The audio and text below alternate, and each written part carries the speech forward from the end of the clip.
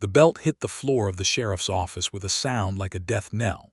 The twin holsters and the heavy iron of the Colt's single-action Army revolvers clanking against the worn pine boards in a way that seemed to echo off every wall in Dusty Creek, Texas.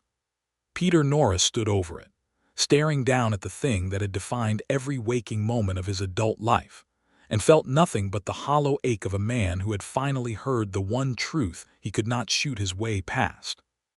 She had said it the night before, sitting across from him at the small kitchen table in her modest house on the edge of town, her brown eyes steady and unflinching in the lamplight, her hands folded in her lap with a kind of terrible calm. Maggie Dawson had looked at him the way a woman looks at a man when she has rehearsed the words so many times that the saying of them has become its own kind of grief. "I want peace more than I want safety," she had told him. "Do you understand what that means, Peter? Safety is what you give me. Your guns, your reputation, your shadow falling over every man who looks sideways at me. But I am not free. I am protected the way a bird is protected when you keep it in a cage and call it a home." He had wanted to argue. The arguments were all right there, lined up neat and logical in his chest. The Callaway gang was still operating out of Red Rock Canyon, 30 miles east. Cole Hargrove, the man who had burned down 3 homesteads and put 2 families in the ground, still rode through the territory without so much as a warrant on his name. The land was dangerous. He was the shield between that danger and everything soft and good in this town. But Maggie had not waited for his arguments. "A cage is still a cage," she had said quietly, "even when the man who built it loves you."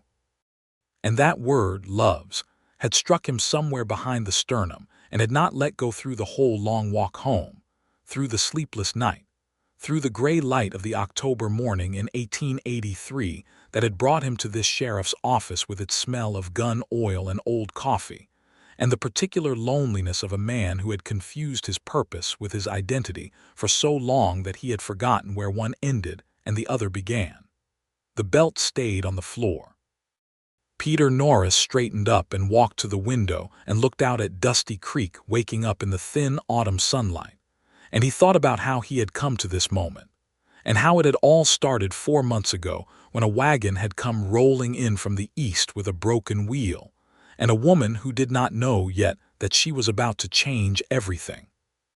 Maggie Dawson had arrived in Dusty Creek on a Wednesday in June of 1883 with a trunk full of books, a letter of introduction to the town's newly established schoolhouse, and the kind of quiet dignity that made men step aside without quite knowing why they were doing it. She was 26 years old, tall for a woman of the era, with dark hair she wore pinned back under a practical hat, and brown eyes that missed nothing. She had come from Abilene, where she had spent 3 years teaching the children of cattle drovers and merchants, and before that from Virginia, where she had grown up the daughter of a schoolteacher father and a mother who had died early enough that Maggie had been raised more by books than by people. She had not come to Dusty Creek looking for anything except the position. That was what she told herself on the long, dusty ride west, and she believed it completely. The wagon that had carried her and her trunk and the other goods bound for the general store had lost its right rear wheel to a rut in the road about a quarter mile outside of town. And so Maggie Dawson's first view of Dusty Creek had been on foot, walking behind a cursing teamster, carrying her own bag and observing the settlement with the same careful attention she brought to everything. It was a reasonable town, not prosperous, not poor. A main street of perhaps 200 yards, with a general store, a livery stable, a barbershop that also served as the dentist's office, a hotel with 8 rooms, a saloon called the Red Dog, a bank, and a church whose white paint was already beginning to peel in the relentless Texas sun. There were perhaps 300 people living in or around Dusty Creek proper, with another few dozen ranches and homesteads scattered across the surrounding grassland. It was exactly the kind of town where a woman of Maggie Dawson's particular talents and temperament could be of genuine use, and she felt a cautious optimism about it as she walked down the main street for the first time. She had been in town for perhaps 20 minutes, standing outside the general store and trying to arrange for her trunk to be retrieved and delivered, when she first became aware of the argument happening in the street. It was not a loud argument.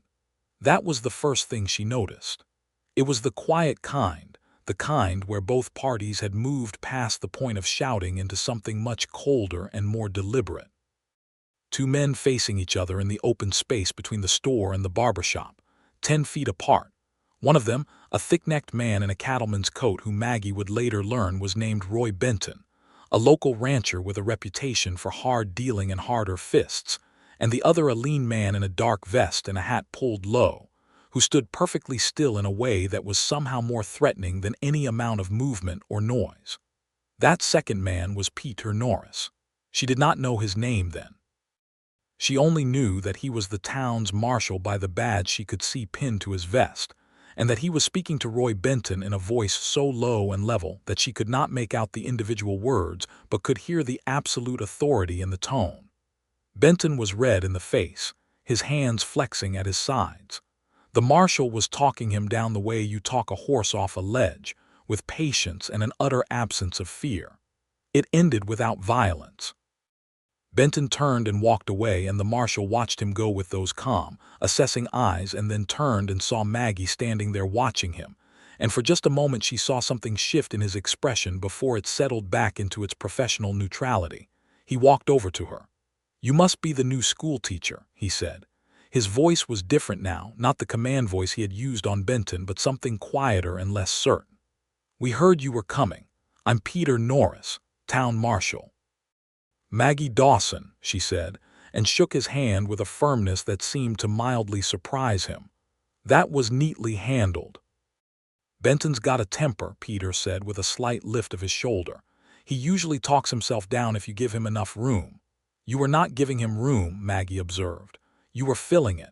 Something in his expression shifted again. She could see him recalibrating the way people did when they encountered her and found something other than what they expected. She was used to it. She did not mind. "Your trunk's still on the road," Peter said after a moment. "I'll have someone get it." "That would be very kind," Maggie said.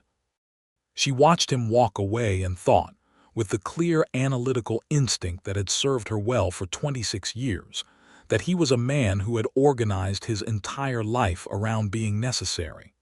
She recognized the type because she had spent years trying not to become it herself. She thought nothing else about it that first day.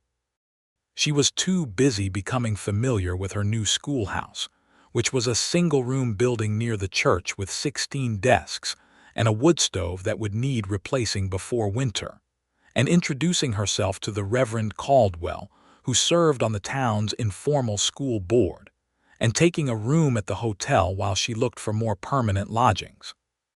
But she thought about Peter Norris more than she intended to over the following days, and she suspected that he thought about her too, because she kept encountering him in the course of her daily business in ways that were slightly too frequent to be entirely coincidental.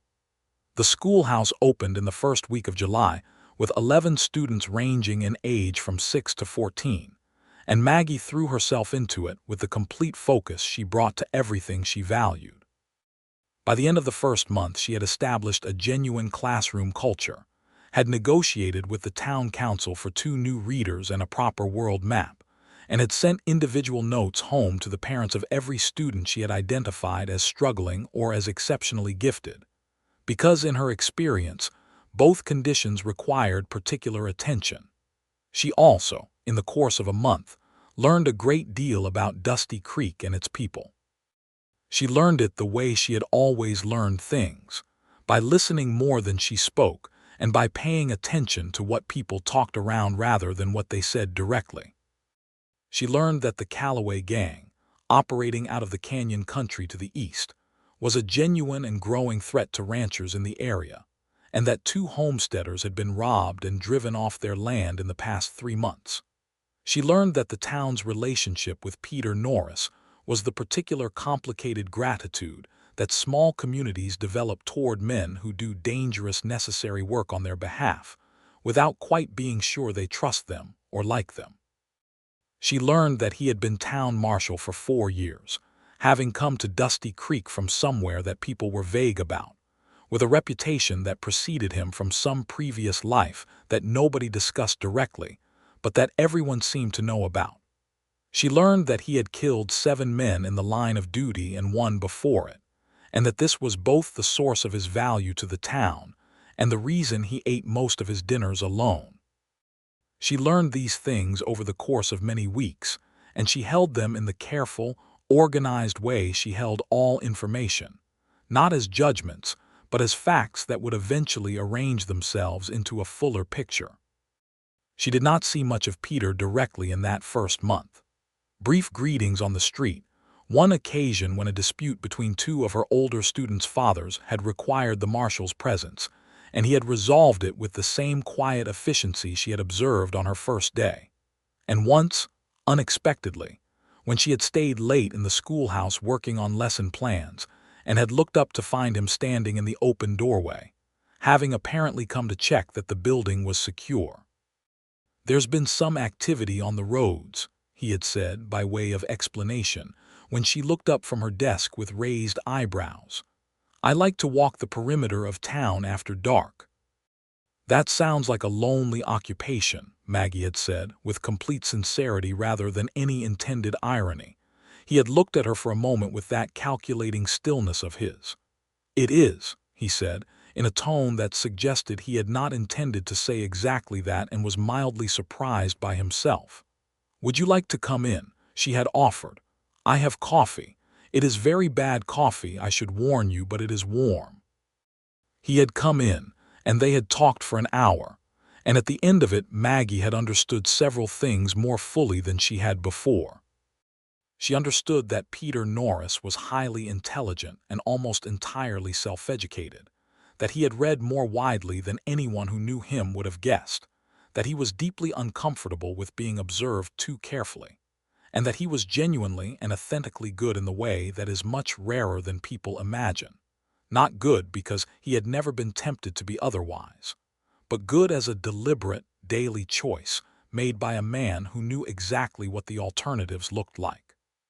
She had also understood, with the same clarity with which she understood most things, that she was in very real danger of falling in love with him.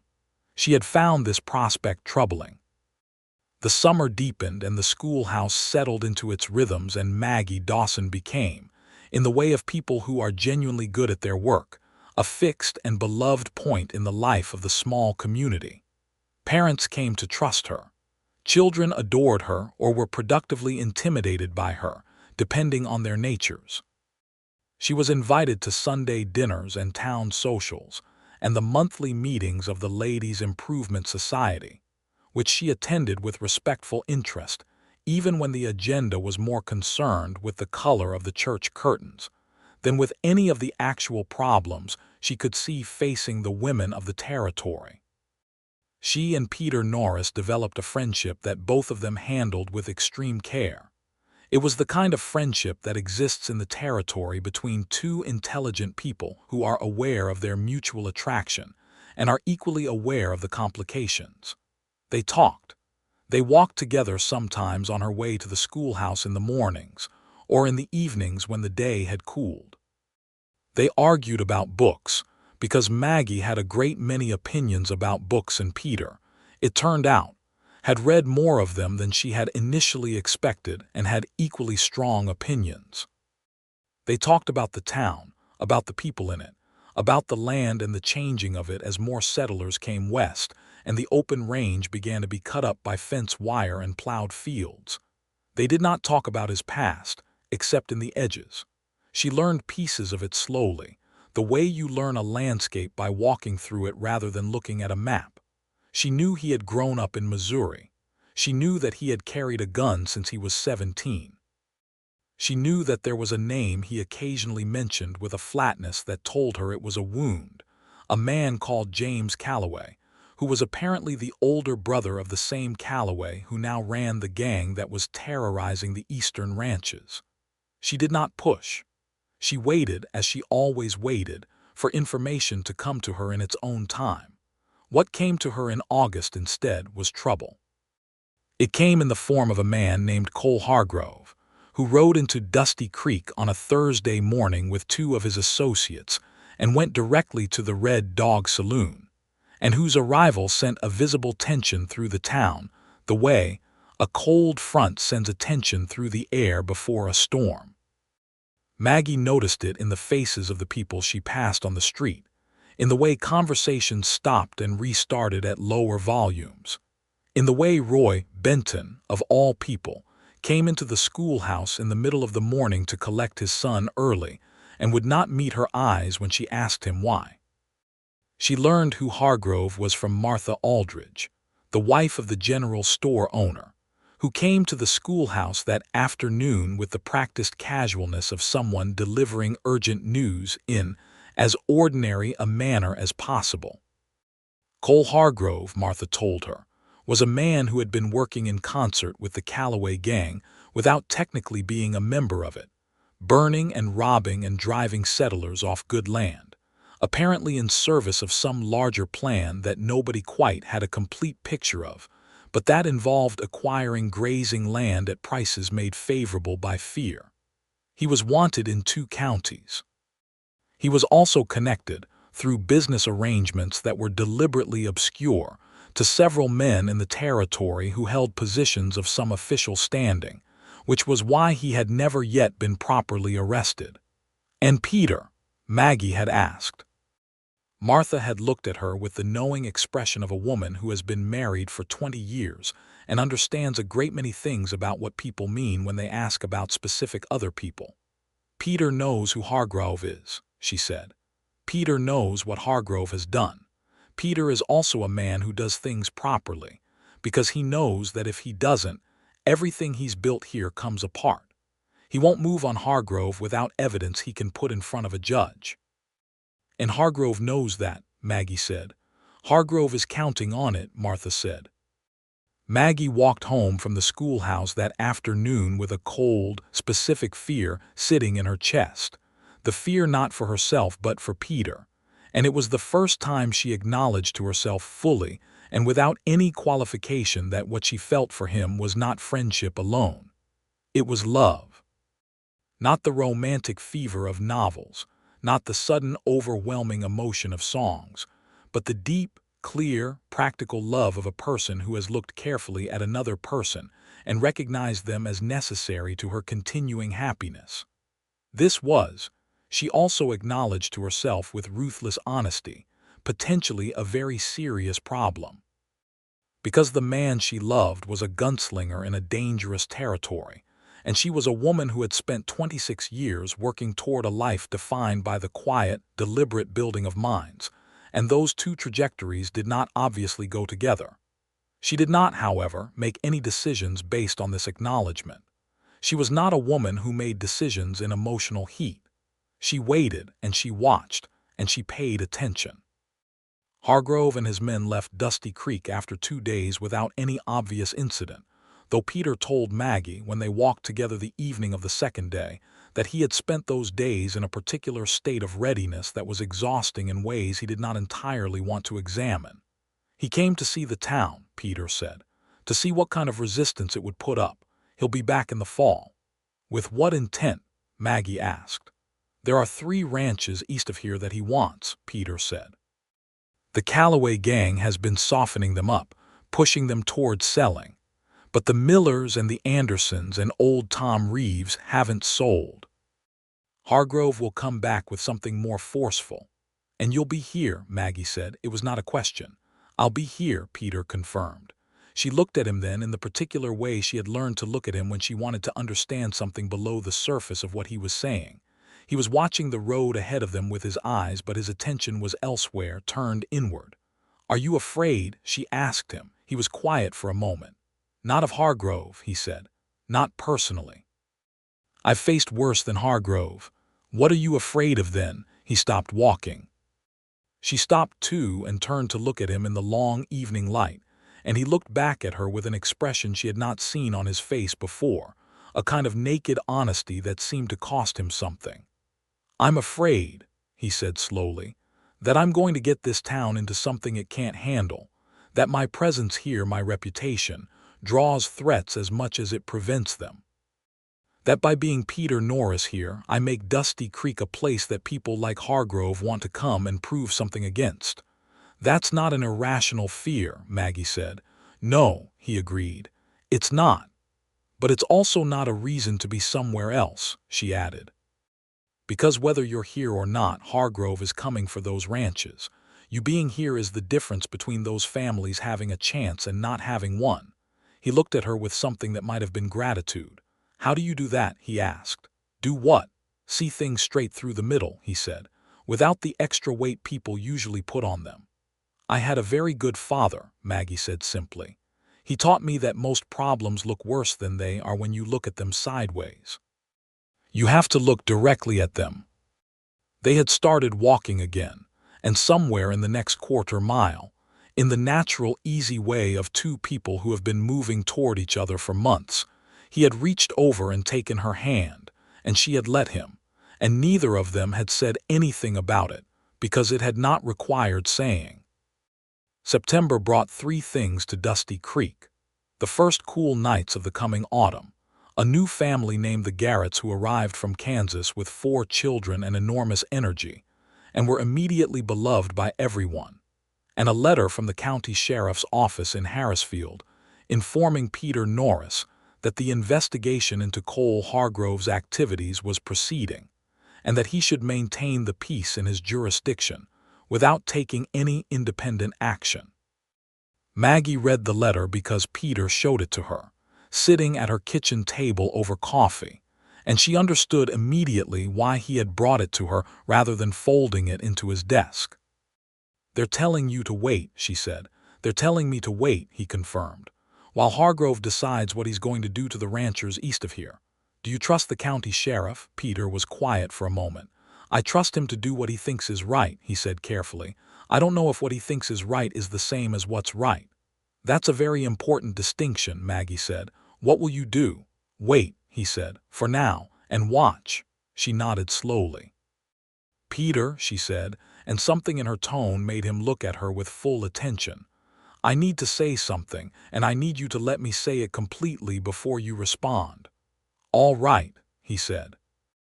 I have watched you for 3 months now, she said, and I have enormous admiration for you, not for your guns or your reputation, but for the kind of man you are underneath all of that.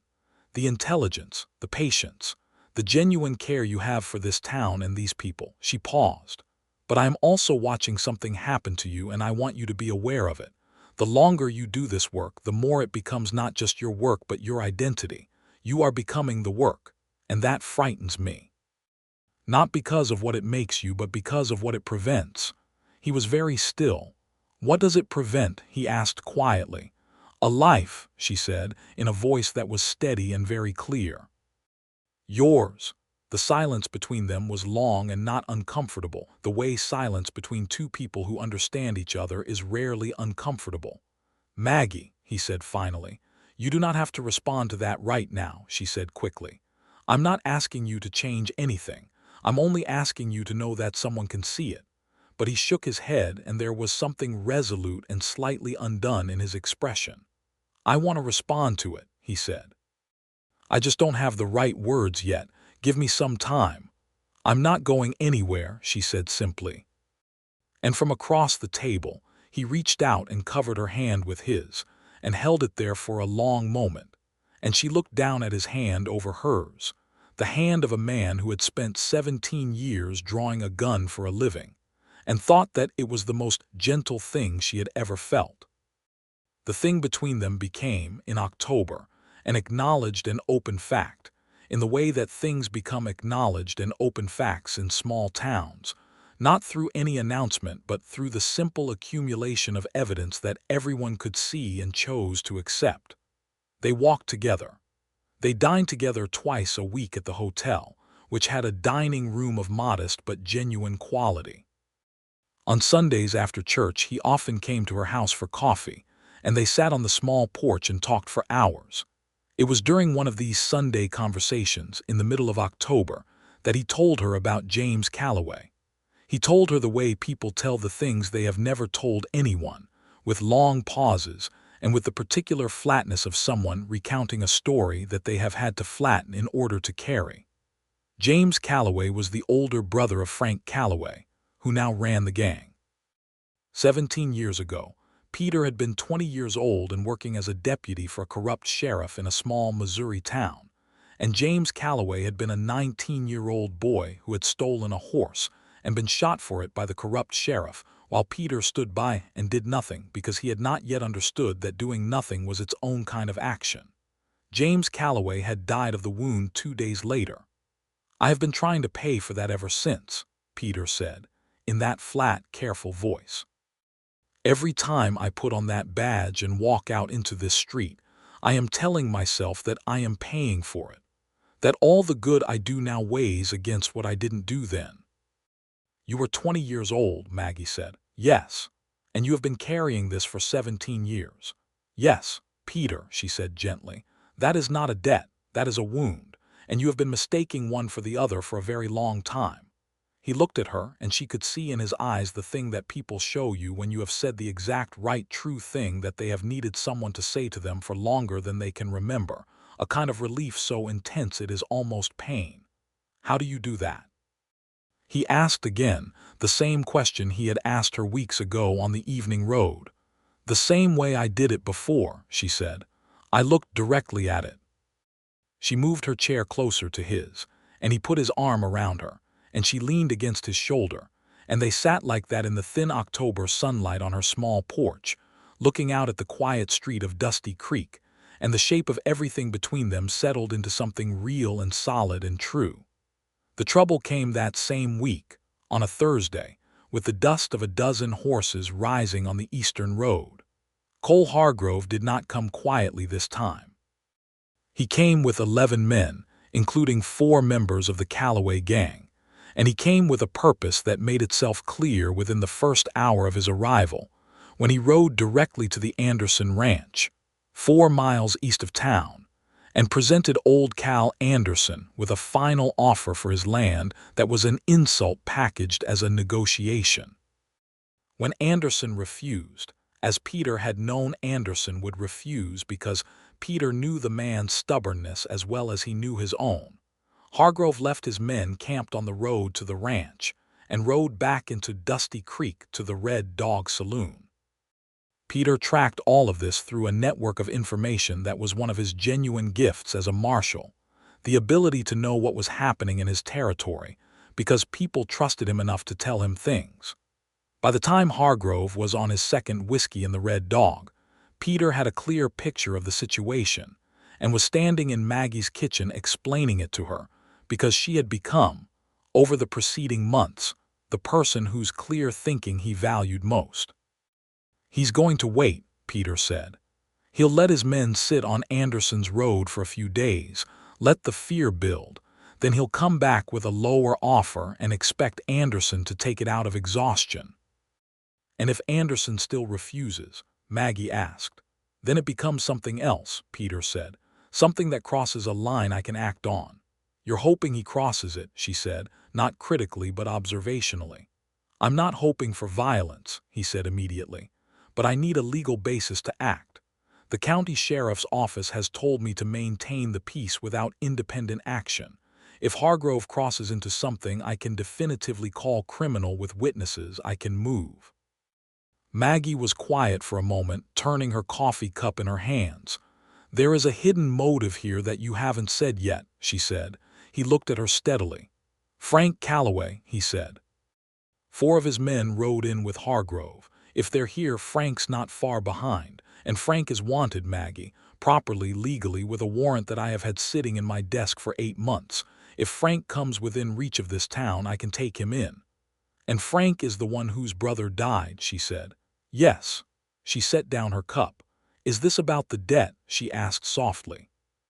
The question landed on him visibly, and she watched him work through it, the honest work of a man who had been learning in recent weeks to look at things directly instead of sideways. "Maybe," he said finally. "Some of it. But Frank Calloway has also put 3 families off their land and helped plan 2 robberies that left men badly hurt. He deserves to answer for that regardless of any debt I imagine I owe his brother." "All right," she said. "What do you need?" "I need you to stay close to town," he said. I need you to not be on any of the outlying roads, and I need you to not argue with me about this." She looked at him with those clear brown eyes that missed nothing. "I won't argue about staying close to town," she said. "That is reasonable. I will, however, say clearly that the moment this situation resolves itself, you and I are going to have a longer conversation about what happens next." "What do you mean?" he asked, though from his expression she thought he already knew. "I mean," she said carefully, "that I love you, Peter Norris. I have loved you for some time, and I need to know whether the life you are building here has room in it for something other than what you already are." The words were out the first time she had said them directly and completely, and she watched them settle over him. He crossed the kitchen in 2 steps and took her face in his hands and kissed her with a thoroughness and a tenderness that was entirely unlike anything she had experienced before, and when he pulled back his eyes were very bright. "It has room," he said. "I promise you it has room. But let me get through this first. Let me finish what needs finishing." "All right," she said, and she meant it in that moment completely. The next 4 days were a particular kind of tension that Maggie recognized from the worst periods of her childhood, the tension of waiting for something that everyone knows is coming but no one can see clearly yet. She kept the schoolhouse running with iron normalcy, because she believed firmly that children needed normalcy more than they needed to be aware of adult fears. But she taught with part of her mind, always tracking what she could see of the street through the schoolhouse windows. On the second day, Frank Calloway arrived. She knew because she saw Peter's face change when he came past the schoolhouse window at mid-morning, the mask of professional calm sliding back into place over the person she had come to know, and she knew that whatever he was moving toward in that moment was the thing he had been positioning himself for. She did not see what happened for the rest of that day. She heard about it afterward in pieces, from Martha Aldridge and from Peter himself. Frank Calloway had ridden in with 3 of his men, meeting up with the 4 who had come with Hargrove, and had gone to the Red Dog. Peter had waited 2 hours, long enough for Calloway to be settled and not expecting a confrontation. Then he had walked into the Red Dog with his deputy, a steady young man named Sam Torres, and had served Frank Calloway with the warrant that had been sitting in his desk for 8 months. There had been a moment, Peter told Maggie afterward, that had the potential to become extraordinarily dangerous, because Calloway had 7 men at his back and Peter had only Sam. But Peter had something that Calloway's men did not have, which was a clear legal authority and the reputation that came with 4 years of being exactly as good as his reputation said he was.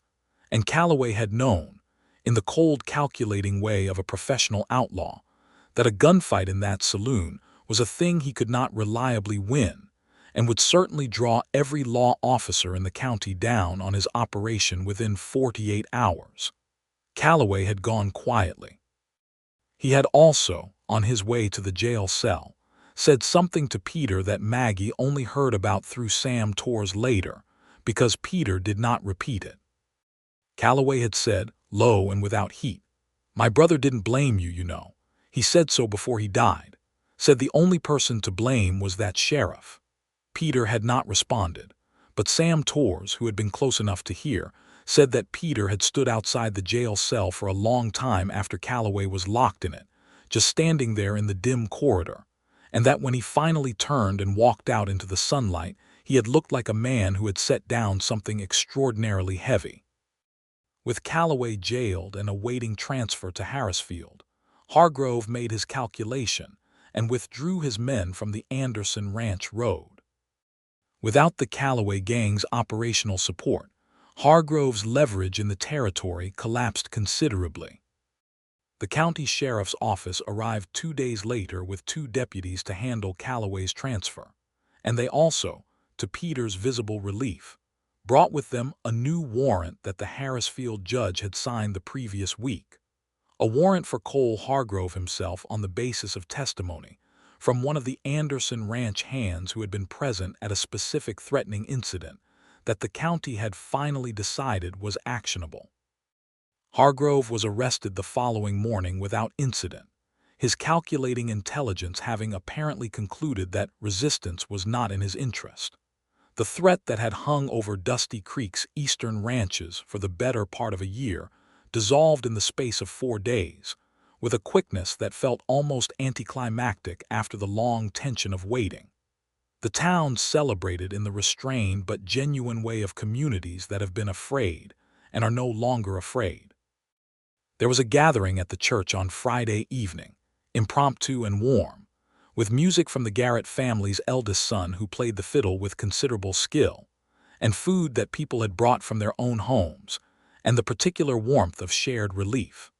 Maggie stood with Martha Aldridge near the back of the church hall and watched Peter move through the crowd, accepting handshakes and warm words with the slightly uncomfortable grace of a man who is genuinely not sure what to do with approval. She watched him and felt the love she had for him settle even more fully into its permanent shape, the shape of something that was not going to diminish or complicate or go away, the shape of a fact. He found his way to her eventually, as she had known he would, and they stood together near the door to the church hall, and the music played and the children ran between the adults' legs, and the autumn night came in cool through the open door. "We should talk," he said quietly. "Yes," she agreed. "We should." They walked out into the night together, leaving the warmth and light of the hall behind, and walked to the bench outside the church where people sometimes sat in good weather, and they sat there in the dark with the fiddle music floating out from the hall and the stars enormous overhead the way they are in Texas in October. "I meant what I said," Peter told her, "when I said there was room." "I know you meant it," Maggie said. "I also know that meaning something and building it are different things." He nodded slowly. "What I have been thinking," he said, in the careful way he spoke when he was working through something that mattered, "is that I have been this thing, this marshal, this gunfighter, this necessary man, for so long that I have genuinely forgotten who I was before it, or maybe I never knew. I came to it so young." He paused. "And I think that without this work I don't know what I am." "That's not a reason to keep doing it forever," Maggie said gently. "That's a reason to find out." He looked at her. "Are you asking me to give it up?" "No," she said immediately. "That is not my choice to make for you. I am asking you to think about whether you are staying in it because it's right or because you don't know who you are without it." The silence between them was long and full. "Both," he said finally. "Honestly, both. Dusty Creek still needs someone, but I think the part of me that holds on the hardest, that's the part that's afraid." "Of what?" "Of being ordinary," he said, and there was a rawness in it, the confession of a man who has not said this out loud before. "Of being just a man, of not being needed." Maggie turned to look at him fully. In the pale light from the hall he looked both younger and older than his years, a 37-year-old man who had the face of someone who had been looking at hard things for a long time and the eyes of someone who was only now beginning to look at something different. "Peter," she said, and her voice was very quiet, "you are needed. By me. Not for your guns or your badge. Needed by me, the person who happens to love the person you are. And I think, if you can allow yourself to trust that, it might turn out to be enough." He reached over and took her hand in both of his and held it there in the dark, and after a while he said, "I think I would like to try." She leaned her head against his shoulder. "Good," she said. "I think I would like to let you." They were not, in the weeks that followed, a couple who moved quickly. They were two careful, intelligent people who had both been alone for a long time and who valued what they were building enough to build it slowly. But the building was real and constant and steady, and the people of Dusty Creek watched it with the warm, slightly proprietary affection of a community that feels it has some stake in the happiness of people it values. Maggie taught her school. Peter kept his peace. On weekday evenings they often sat together on her porch, and she read while he worked through whatever problem the town had brought him that day, and there was a domesticity to it that neither of them remarked on, but that both of them, privately, found profoundly comforting. In November, Peter had a long conversation with the town council about the future of the marshal's position, a conversation he told Maggie about afterward with a thoughtfulness that told her he had already made some decisions internally. "They want to hire a full deputy," he said, "someone who could eventually take over the position. Sam Torres is young, but he's capable. In another year, 18 months, he'd be ready. Maggie looked at him. Are you thinking about a timeline? She asked. I am, he said. I'm thinking about a year, maybe a year and a half. Long enough to see Sam Torres settled into it, long enough to make sure Dusty Creek has what it needs. And then, he paused. I'd like to try ranching. She blinked. Of all the things she had imagined him saying, this was not one of them. Ranching.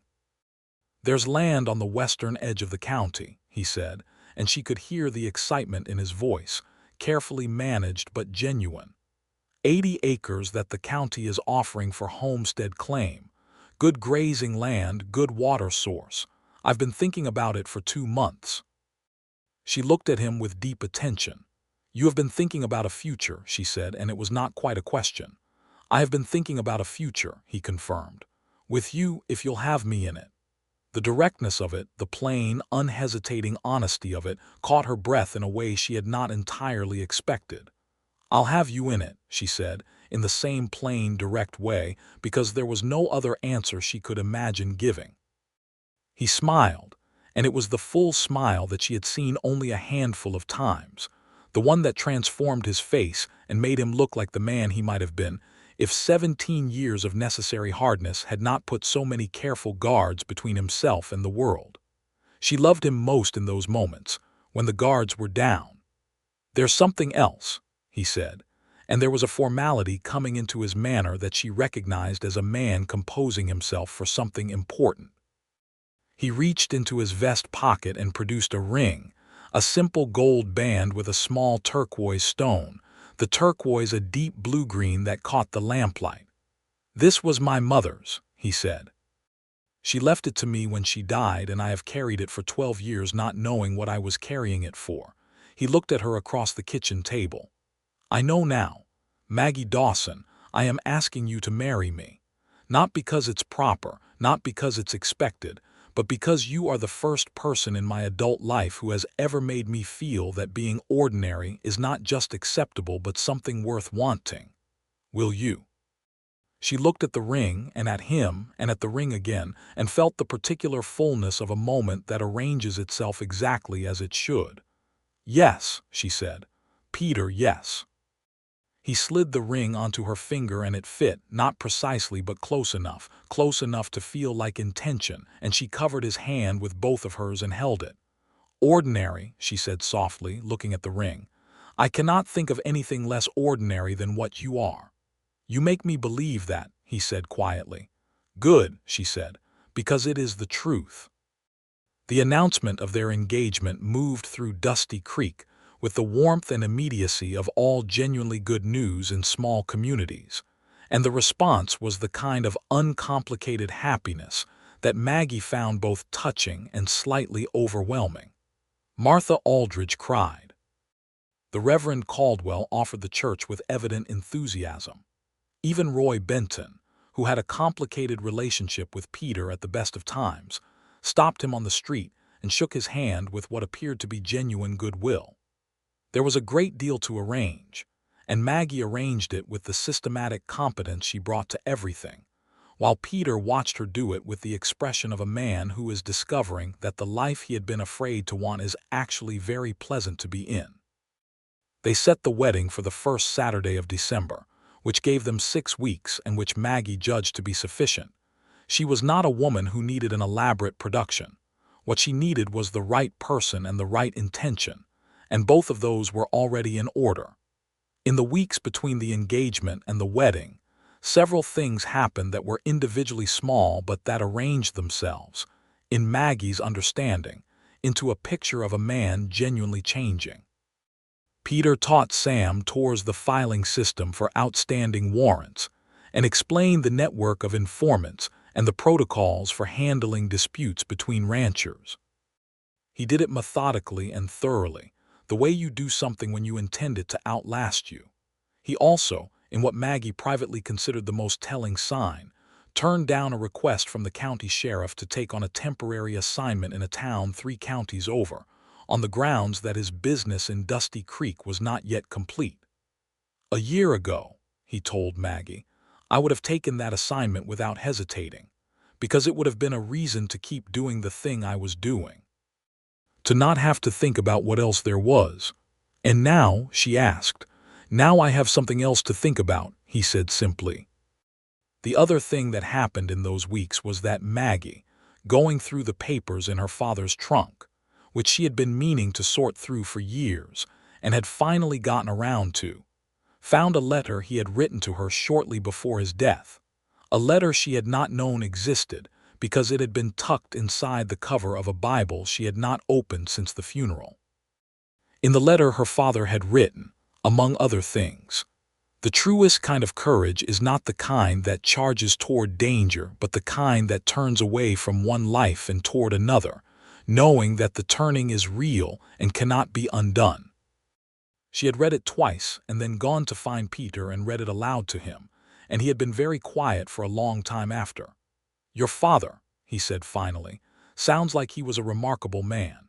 "He was," she said. "You would have liked each other." "I think so too," Peter said. The wedding was on a clear, cold Saturday morning in December of 1883 in the church whose white paint had finally been replenished by the Ladies' Improvement Society in honor of the occasion. The Reverend Caldwell performed the service with evident pleasure. The Garrett boy played the fiddle.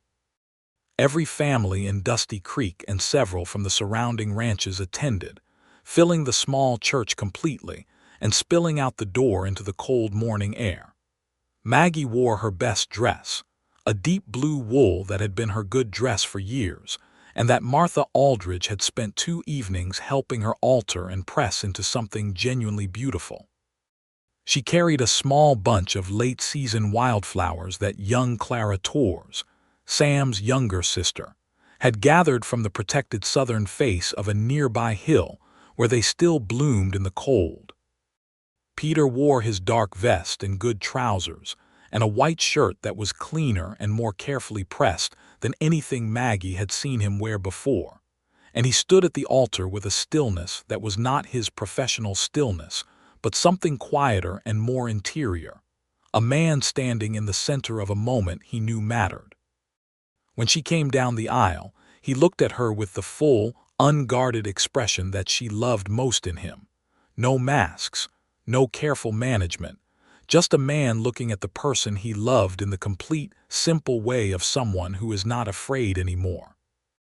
The vows were the traditional words, and they said them to each other clearly, in voices that the whole church could hear. And when Peter slid the gold and turquoise ring more fully onto her finger and held her hand in his, the whole assembly seemed to breathe out together. They stepped out of the church into the December sunlight as Mr. and Mrs. Norris, and someone had brought rice and threw it, and the children shouted, and the cold air was bright and crisp and smelled of wood smoke from a dozen nearby chimneys, and Maggie looked up at the enormous Texas sky and felt a happiness so complete that it was almost weightless. The winter was the most content period of Maggie Dawson Norris's adult life, and she thought about this with some frequency because she believed in examining good fortune as carefully as bad, so that you understood what you were living inside. They lived in the house she had been renting on the edge of town, which Peter moved into with his few possessions and which they immediately began making adjustments to. Nothing dramatic, a shelf here, a new curtain there, the small negotiations of 2 people learning to share a space with their particular habits and preferences. He rose early, she stayed up late. He made good coffee, she made good bread. He had a tendency to leave books open face down on whatever surface was nearest. She had a tendency to reorganize his stacking systems into categories he didn't always understand but quickly came to appreciate. They argued about small things with the spirited good humor of 2 people who enjoy arguing, and about no large things, because on the large things they were surprisingly aligned, both of them being people of deliberate values who had thought hard about what they believed. Sam Torres was growing into the deputy role with real competence, and Peter spent considerable time with him through the winter months, transferring knowledge and authority in ways that were building toward the gradual handover they had discussed. The territory remained relatively peaceful in the aftermath of the Callaway and Hargrove arrests. Good behavior, Peter noted dryly, was often contagious when you removed the people who modeled the alternative. The land application for the 80 acres on the western edge of the county had been submitted and approved by February, and they rode out to look at it together on a Sunday afternoon when the winter had relaxed slightly, and the air was merely cool rather than cold. It was good land, as Peter had said, rolling grassland with a creek running through the southern portion, and a stand of cottonwood trees along the western edge that would provide shade in the brutal summer heat. Maggie stood on a small rise in the middle of the property and looked out at all of it and felt a feeling she could only identify as rightness. "What are you thinking?" Peter asked, standing beside her. "I'm thinking that this is the piece of land where we're going to grow old," she said. He took her hand. "Yes," he said. "That's what I'm thinking too." They broke ground on a house in April when the weather permitted. Peter had considerable practical skills acquired over years of maintaining his own equipment and the town's various facilities, and he knew enough about construction to be useful, and he hired 2 men from town who were carpenters and worked alongside them through the long spring days. Maggie came out to the land on weekends and on school holidays and brought food and sometimes worked alongside them on the less skilled tasks, learning the physical pleasure of building something with her hands and finding it genuine. The house was not large. It did not need to be large yet. 3 rooms, solid walls of limestone from a nearby outcropping, because Peter was adamant that the house should be built to last, a proper fireplace, a kitchen with a good stove, a deep porch on the south side that would catch the afternoon shade. It was the house of people who intended to add to it over time. Maggie also, in the spring, did something she had been thinking about through the winter. She wrote to the county school board and proposed a consolidation of the Dusty Creek schoolhouse with a new facility that could serve both the town children and the children of the outlying ranch families who currently received no formal education. The county board, after some months of correspondence, agreed to fund an expanded schoolhouse if the community would provide the labor. And the community did, because Maggie had spent the winter building the case for it with the same methodical care she brought to everything. The new schoolhouse would be built the following fall, which meant she would be teaching in the old one for 1 more year, but she did not mind. The old schoolhouse had been good to her. It was where she had first seen Peter fill the room with his presence that dark evening, and she was fond of it in the particular way you are fond of places where important things happened. By May she suspected she was pregnant, and by June she was certain of it, and she told Peter on a warm evening in the new house, which they had moved into at the end of April while it was still not quite finished, sitting in the kitchen with the window open to the spring air and the sound of the creek audible in the distance. He went very still when she told him, the particular stillness she recognized as him processing something that was large and real. "A baby," he said. "Probably February," she said. "That's what Dr. Hansworth thinks." He looked at her and she saw in his face something she had not seen before, a wonder that was completely unguarded and completely beautiful. "A baby," he said again, and it came out differently the second time with an awe in it that she felt in her chest. She reached across the table and took his hand. "Are you all right?" she asked. "More than all right," he said, and his voice was not quite steady. "I never thought," he stopped, tried again. "I had stopped thinking about this kind of life, Maggie, not this specifically, but all of it, the permanence of it, the family of it. I had organized myself around the idea that I was not the kind of person who gets this." "You are exactly the kind of person who gets this," she said firmly. "You have always been exactly that person. You just had to find your way here."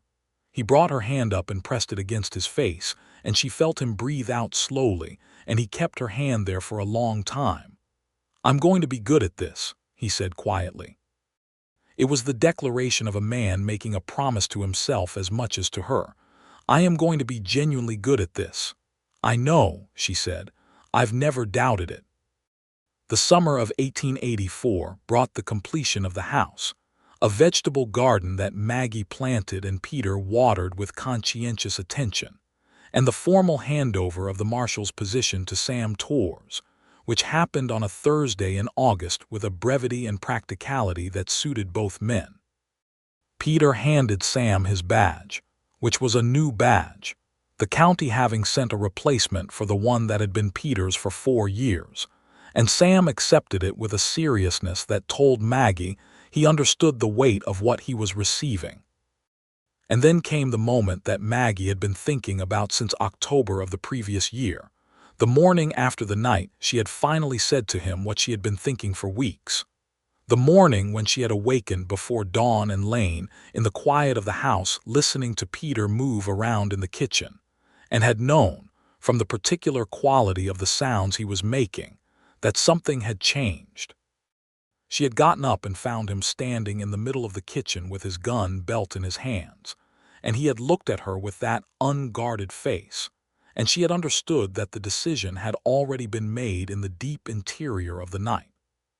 She had sat down at the table and said nothing, and he had stood there for another long moment with the belt, and then he had walked to the bedroom and placed it on the dresser where it usually sat, and come back to the kitchen and made coffee.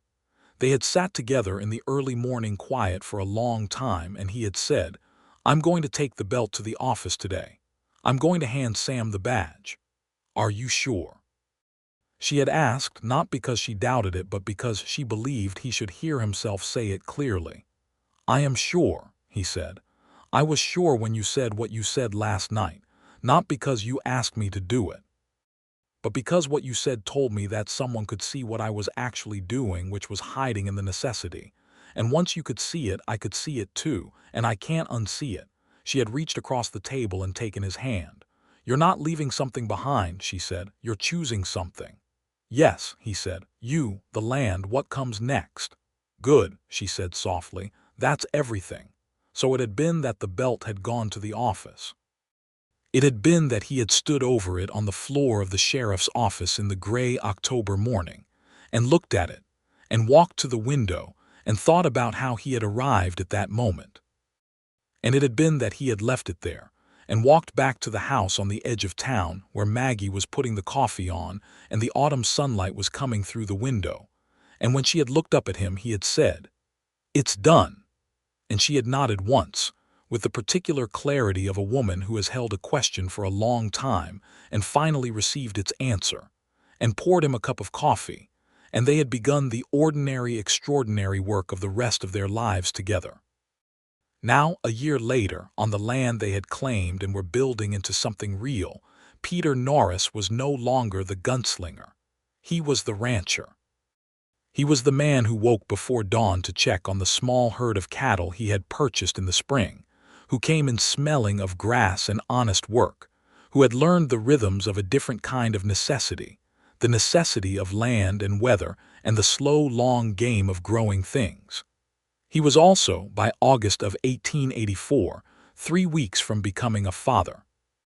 The baby arrived in February of 1885, as Dr. Hansworth had predicted, on a cold, clear night with the stars blazing overhead and the cottonwood trees along the western fence line standing silver in the moonlight. It was a long labor, and Maggie endured it with the same clear-eyed determination she brought to everything that was genuinely hard. And when it was over and the doctor placed the baby in Peter's arms, he stood by the bed and looked down at his son with an expression that Maggie, exhausted and completely at peace, would remember for the rest of her life. Their son. A boy with dark hair and Peter's particular stillness, even in his first hours of life. A calm, observant baby who looked up at his father with eyes that had not yet decided their color, but that seemed already to be assessing the situation with considerable attention. "He looks at everything," Peter said softly, looking up from the baby to Maggie with eyes that were very bright, "just like his mother." "Name him," Maggie said. They had discussed names throughout the winter with the pleasant indecisiveness of first-time parents who have too many options and not enough reason to eliminate most of them. But now, looking at the baby, Peter said, without any hesitation, "Thomas. Thomas James Norris." James, after the boy who had died. After the debt that had not been a debt but a wound, and which was fully healed now, and the naming was not grief but the completion of something long unfinished. "Thomas James," Maggie said, testing the weight of it. "Yes. That's right." Peter sat carefully on the edge of the bed and transferred the baby into her arms, and sat beside her with his arm around her shoulders, and the three of them occupied the warm, lamplit room together in the first moments of their existence as a family. And outside, the Texas winter was cold and brilliant, and the land they had claimed was quiet under the stars. The years that followed were the kind of years that do not make dramatic stories, but that constitute the actual substance of a life. They were full of work and difficulty, and the particular comedy and tenderness of children, and the slow accumulation of everything that two people build when they are genuinely committed to building something real.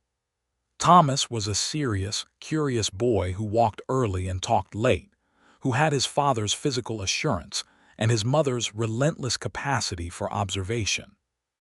He was followed 2 years later by a daughter named Alina, who had Maggie's dark hair and what appeared to be a personality entirely her own, cheerful and imperious in equal measure, the kind of child who walks into a room and immediately begins rearranging it.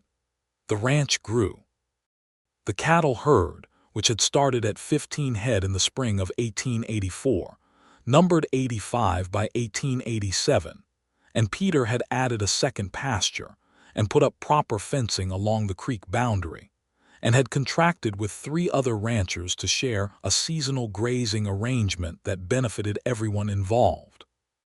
He had also, in ways that Maggie found entirely characteristic and deeply gratifying, established himself as a trusted figure in the community in a completely different way than he had been as marshal. People came to him for advice about land and livestock. He served on the county's newly formed land committee. He mentored Sam Torres from the distance of a former colleague who still cared about the town's welfare but had no need to be its authority. Sam Torres was, by 1887, a very good marshal. The new schoolhouse had opened in the fall of 1884, a proper 2-room building with a separate classroom for the older students, and a library that Maggie had accumulated through a letter-writing campaign to publishers in St. Louis and New York that had resulted in nearly 200 donated volumes. She taught there until Thomas was born, and then arranged for a 2-year leave that the county board granted somewhat grudgingly, and then returned to the classroom in 1887 because she had decided, with the complete honesty she always applied to herself, that she was a better person and therefore a better mother when she was also using her full range of capacities, and the classroom was where she used them most fully. She taught and she ranched, and she raised her children and she loved her husband, and all 4 of these activities were part of a whole, integrated life in the way that she had always believed a life ought to be. There were still hard things. The land was hard, because it always was. There was a drought in 1886 that cost them 11 head of cattle and a season of the garden, and they endured it with the practical grimness of ranching people, and did not pretend it away, but did not let it define them. There was a dispute with a neighboring rancher about fence boundaries that went on for 8 months, and required the county land committee's formal mediation before it was resolved, and Peter navigated it with a patience and fairness that Maggie observed with quiet pride. There was also, in the fall of 1886, a moment of particular difficulty that had its roots in Peter's former life. A man came to Dusty Creek looking for Peter Norris. Not an enemy, as it turned out, but something nearly as complicated. A man named David Holt, who had been a young deputy alongside Peter in the Missouri town 20 years earlier, who had carried the same guilt about James Calloway's death, and who had spent 2 decades trying to drink it away and failing at this as thoroughly as Peter had succeeded at his alternative approach. Holt arrived in bad condition, thin and weathered beyond his 40 years, and made inquiries at the Red Dog that reached Peter within hours. Peter had gone to meet him, and had brought Holt back to the ranch with him, and Maggie had set an extra place at the dinner table without asking any questions, because she had looked at this man and understood immediately what he was carrying and why he was here. Peter and David Holt had talked for 3 days, the long necessary talk of two men who have shared a formative darkness and have never had anyone else to share it with. Maggie fed them and gave them space, and on the second evening, sat with them herself and said the things that needed to be said, clearly and without sentimentality, about guilt that mistakes itself for debt, and about the possibility of lives that are not defined by their worst moments. Holt had left on the 4th day, with a letter of introduction from Peter to a contact in Amarillo who ran a freight company and needed steady, reliable men, and with something in his bearing that was different from how he had arrived. Not transformed. Transformation was not a 4-day proposition, but pointed in a different direction. Peter had stood watching his horse disappear down the road and then turned back to the ranch with a thoughtful expression that meant he was integrating something. "Thank you," he said to Maggie. "For what?" she asked. "For sitting with us that evening," he said. "For saying what you said. You have a gift for saying the true thing at the moment when a person is actually able to hear it." "My father's gift," she said. "I inherited it." "No," Peter said. "Yours. Don't give it away." She looked at him, this man who had arrived in her life as one thing and was revealing himself, year by year, as something larger and more complete, and felt the love she had for him not as an emotion but as a known fact, as dependable and present as the land beneath their feet. "Have I told you today that I love you?" she asked. "Not in words," he said. "I love you," she said. "In words." He smiled, the full smile, the one that was still, after years, the thing she found most beautiful about his face. "I love you," he said, "in words and all the other ways." By 1888, the ranch was a proper going concern, and Dusty Creek had grown enough to have a second hotel and a newspaper, and Thomas Norris was 3 years old and had discovered that the cattle found his presence extremely interesting, a fact that delighted his father and occasionally alarmed his mother.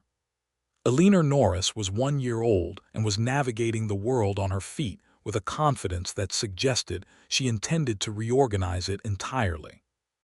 Maggie had also, in the spring of 1888, been invited to join the county school board as one of its first female members, an invitation she had accepted with a combination of satisfaction and the specific determination to use the position to address what she had been observing for 5 years in the territory's relationship with education. The fact that the children of Apache families who had been settled on the reservation land west of the county were receiving no formal schooling at all, not because their parents did not value education. She had spoken to enough of them to know that many did, but because the infrastructure was not there and the political will had not previously existed. She spent 2 years building the political will. She wrote letters and attended meetings and made the case with the methodical persistence that was her particular form of stubbornness. And in 1890, the county approved a small school on the reservation boundary, staffed by a teacher she had herself recruited and trained, a young woman from San Antonio named Clara Vega, who had the temperament and the languages to do the work. It was one of the things she was most proud of in her professional life, and when she told Peter about the approval he had looked at her with such unambiguous pride that she had felt something of the young schoolteacher who had walked into Dusty Creek with her trunk full of books and her cautious optimism, and had not yet known what was waiting for her. She thought about that young woman sometimes. She was not so different from her. The same clear eyes, the same organized heart, the same belief that looking directly at a problem was always better than looking at it sideways. But she had become something the young woman arriving on that dusty June road had not yet been. A woman who had looked directly at love and chosen it with the same fullness with which she chose everything, and who had found, as her father had written, that the turning toward something real could not be undone, and did not need to be. The decade turned, and the territory changed with it, as territories do. The open range was shrinking under the pressure of fence wire and plowed fields, and the ambitions of people who were arriving from the east in numbers that would have seemed fantastic 10 years earlier. The wildness that had defined Maggie's early years in Texas was becoming something different, not domesticated exactly. The land was too large and too itself for that, but negotiated, inhabited, crosscut by roads and telegraph lines, and the new certainty of the railroad that was coming through 3 counties to the south and would eventually reshape everything. Peter watched all of this with the particular eye of a man who had spent years reading landscapes for danger, and had turned that skill toward reading them for opportunity. He saw the coming of the railroad as the thing it was, the end of the cattle-driving era and the beginning of something else, a different economy that would require different thinking. He attended a county conference on agricultural futures in 1889, and came home with a head full of ideas about crop diversification that he and Maggie spent 3 evenings working through together, because their partnership, which had always been one of equals, included the business of the ranch as completely as it included everything else. They planted cotton in the eastern fields in 1890, alongside the continuing cattle operation. It was a risk, and they both knew it was a risk, and they took it with the clear-eyed pragmatism of people who understand that a life without risk is a life without possibility. The first year was modest. The second year was better. By the third year, the cotton was providing a second income stream that helped them through a difficult cattle season, and Peter could look at the diversified operation with the satisfaction of a man who has adapted instead of resisted. Thomas, at 5 years old, had opinions about the cotton. He did not like the cotton on the grounds that it was boring, unlike the cattle, which had personalities. Peter took this assessment seriously and spent considerable time explaining the relationship between economic stability and the ability to maintain the cattle operation, an explanation Thomas accepted with the slightly skeptical pragmatism of a child who is not yet persuaded, but is willing to wait and see. Eleanor, at 3, had no opinions about the cotton but strong opinions about everything else, and was generally in the process of expressing them at any given moment. It was in the spring of 1891 that Maggie found herself standing on the rise at the center of their land, the same rise where she had stood 7 years earlier and felt the rightness of it, and looking out at the 80 acres that had become something. The house was larger now, a 4th room added 2 years ago when Eleanor was born, with proper wood floors throughout and the south porch that caught the afternoon shade. The barn was solid and well-maintained. The eastern fields had the new green of the cotton coming in, and the cattle were grazing in the western pasture with the particular contentment of animals that are well-managed. Thomas was running somewhere in the vicinity of the creek, audible but not visible, supervised in the loose and trusting way of ranching children whose parents know the land well enough to know which risks are real and which are imagined. Eleanor was on her hip, a warm, heavy, cheerful weight, pointing at the cattle and narrating her observations in the authoritative way she had. Maggie looked out at all of it and thought of the word Maggie Dawson had been afraid of when she first arrived in this country: permanence. She had been afraid of it the way she was afraid of everything she wanted most, with the knowledge that wanting something real was a form of vulnerability she could not entirely control. She was not afraid of it now. She had learned in the years since that permanence was not a cage and not a stillness but a growing thing, rooted and reaching at the same time, the way the cottonwood trees along the western fence were both anchored to the earth and always moving in the wind. She heard Peter's boots on the ground behind her before she heard his step, the particular rhythm of his walk that she could identify at distance the way you can identify any beloved sound. He came up beside her and Eleanor reached for him immediately, and he took her with the easy competence of a man who has been a father long enough that the physical management of small children is as natural as breathing. "Thomas has found a frog," he said. "He appears to be conducting some kind of formal inspection of it." "That sounds right," Maggie said. They stood together on the rise in the spring afternoon, looking at their land, their children, the life they had built in the deliberate way of people who understood that the building was the point.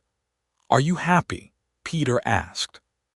He asked it sometimes not because he doubted the answer but because he believed happiness was something worth naming.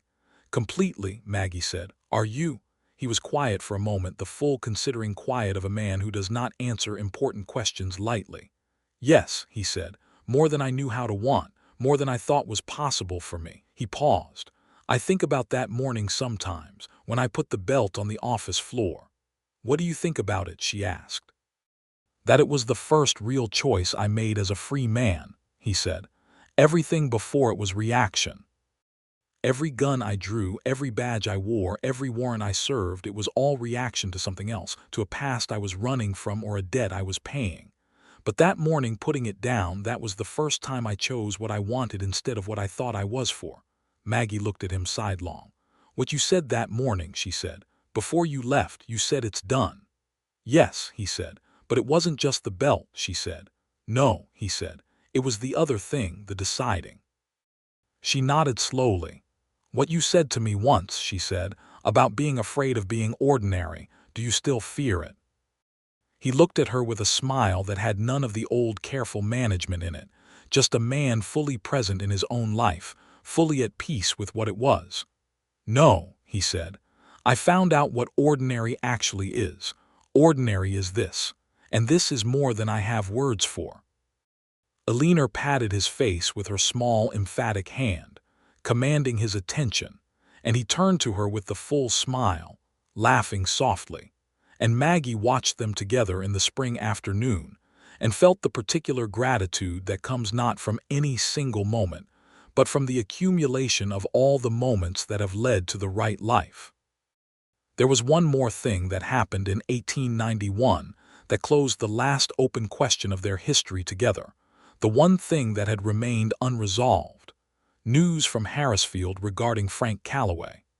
Calloway had served 7 years of a 12-year sentence, and the county judge had granted an early release on grounds of behavior and age, Calloway being now 43 and not in good health. The news reached Peter through Sam Torres, who had maintained the professional correspondence with the county sheriff's office that was part of his job, and Sam sent a letter to the ranch because he thought Peter should know. Peter read the letter at the kitchen table with Maggie across from him, and she watched him read it with the attention she always paid to his face when something touched the old parts of his life. When he finished, he folded the letter and set it on the table and was quiet for a while. "How do you feel?" Maggie asked. "Clear," he said after a moment. "I feel clear. Is that strange?" "No," she said. "It's exactly right." "I think I'd like to write to him," Peter said. She looked at him, not with surprise, because very little that Peter did at this point in his life surprised her, but with the attentive interest of a person who wants to understand. "What would you say?" she asked. "That I knew his brother didn't blame me," Peter said. "Frank told me that in the jail cell the day I arrested him, and I never acknowledged it. I couldn't at the time, but I think I should acknowledge it now." "Yes," Maggie said. "I think you should." He wrote the letter that evening at the kitchen table in the lamplight with the care he brought to any communication that mattered. Maggie read it when he was done, and it was not long, barely a page, but it was completely honest and completely without defensiveness. The letter of a man who had done what he had done, and had been what he had been and had changed, and was not asking for anything except the acknowledgement that change was real. He sent it the following week. He received a reply 6 weeks later, brief and awkward and genuine, from a man who was also trying to figure out who he was without the definitions that had organized his life for 20 years. They did not become friends. The history was too complex and too painful for friendship. But the exchange of those 2 letters, careful and true on both sides, had the quality of a door being properly closed, not slammed, not ignored but closed with deliberate care, and on both sides of it the air was cleaner. Peter put Calloway's letter in the tin box where he kept the important papers of their life, next to their marriage certificate and the land grant and the children's birth records, and did not take it out again. He did not need to. It had served its purpose.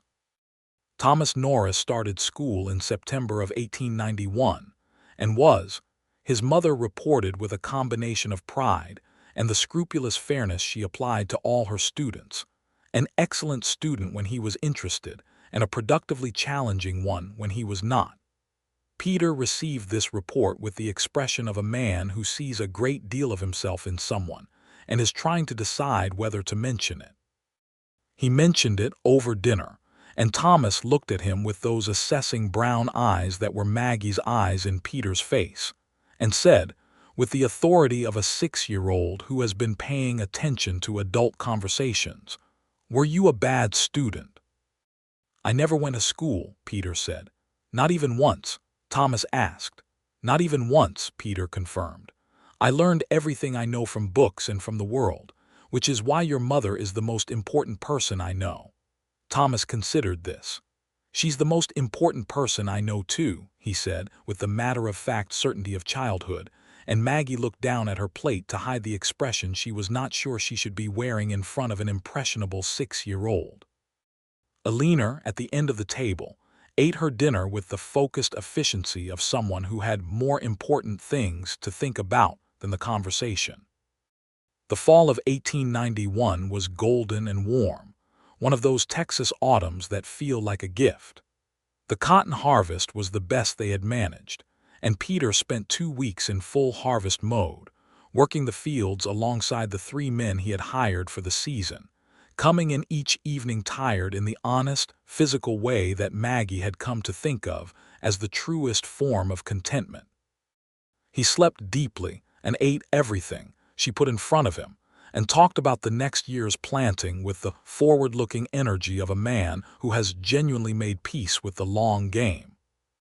She taught her school and ran the household and managed Eleanor's boundless energy and watched her husband become more fully himself with every passing season, and thought about the morning 8 years ago when she had sat across from him at a small kitchen table and said the words that had been growing in her for weeks. She had said she wanted peace more than safety, and she had meant it, every word of it. Safety was the cage. Peace was the open sky. But she had not known then, saying it, what she knew now. That peace was not the absence of difficulty, but the presence of someone alongside whom you could face difficulty without being diminished by it. That peace was not quiet exactly, it was quite frequently very loud, given the personalities of the 2 small people who shared their house, but it was whole. It was integrated. It was the life that all the years before it had been, without her knowing it, preparing her for. The morning after she had said those words, Peter had hung up his belt, and in doing so he had not given up a life but claimed one. One afternoon in November, with the harvest in and the cattle moved to the winter pasture, and Thomas at school and Eleanor napping in a stillness that Maggie had learned never to assume would last, she and Peter sat on the south porch in the last good warmth of the season and looked out at their land. The cottonwood trees had turned gold. The grass was tawny and dry and beautiful.